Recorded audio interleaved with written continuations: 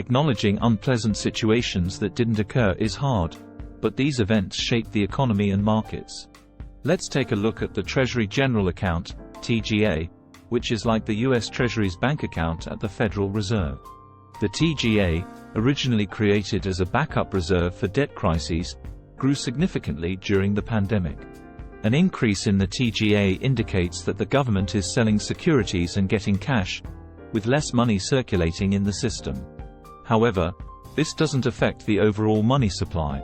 This year, there was a significant conflict over the debt limit. To avoid crisis, Treasury Secretary Janet Yellen used the TGA funds instead of issuing more debt. This reduced the number of bonds available and pushed down their yields. After preventing disaster, the TGA was replenished, a step that reduced bank circulation and increased yields. The fear of hurting stock prices due to this action was a significant concern once the debt ceiling was raised in early June. Currently, the TGA has increased by nearly $500 billion, and it hasn't caused harm. The Treasury's savings account.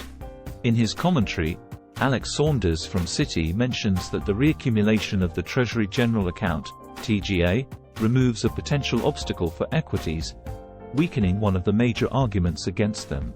Not only has the TGA been replenished smoothly, it's also happened quite fast. Citibank presents a chart showing the rapid restoration of the TGA following its 4 preceding major decreases.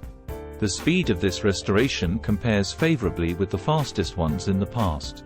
This feat was accomplished without absorbing commercial banks' reserves. This action benefits the banking sector's health and indirectly supports the stock market due to the established correlation between reserve fluctuations and stock markets. As Citi graphically illustrates, reserve decreases, like those in the previous year, usually signal trouble for stock markets. The Treasury accomplished this by using the repurchase repo market, a system mainly used by the Federal Reserve to lend to banks. The repo is generally more neutral for the stock market. Loans in this market have short-term durations and are protected by the bank's collateral. When the Federal Reserve does a reverse repo, it borrows from banks, making them less liquid as a result. While this area of finance is significant, it's not something most people need to worry about regularly. Typically, if the repo market is making headlines, it may be a sign of trouble. For example, during the 2008 subprime crisis, a loss of trust between banks froze the repo market, almost causing the financial system to collapse. Despite its complexity, it's an essential part of understanding financial systems. As Jay Hatfield, CEO of Infrastructure Capital Management in New York, explains, in the middle of 2021, the Federal Reserve, or the Fed, took major steps to reduce the amount of liquid money with banks. This helped them maintain the Fed funds rate, the interest rate banks charge each other for overnight loans of their reserves, above zero. As a result, the Fed ended up borrowing $2 trillion from banks in early 2022, which increased by an additional $500 billion by mid-2022. This happened as the Fed was trying to ensure control over money supply in the economy.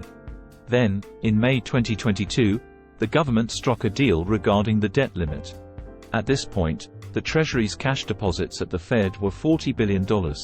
It had borrowed $2.6 trillion from banks, and the banks themselves had $3.25 trillion in reserves. Since then, the Treasury's cash rose to $515 billion while the amount it owed to banks fell to $2.15 trillion, while bank reserves dipped slightly to $3.17 trillion. This means the Treasury successfully avoided a significant crisis regarding debt limitation. This success has safeguarded the stock market from potential disaster. However, the process was not straightforward. The Treasury could borrow only because it offered attractive returns or yields on its bills. This meant taxpayers had to bear the cost. The Fed managed to maintain these yields because it sent signals last month that suggested its intense focus on controlling inflation might pause. Consequently, investing in Treasury bills remained appealing. The interest earned from these investments will eventually go to money market funds, which have recently grown popular as bank deposits faltered. Generally, more affluent individuals hold these funds. Often, the money from these funds makes its way into the stock market. Therefore, this situation could be considered good news for stock owners and bad news for taxpayers. Explaining money market funds in layman's terms. Money market funds have actively bought government debt. Info source: Federal Reserve Bank of St. Louis Fed Service. Surely, there's a cost for everything.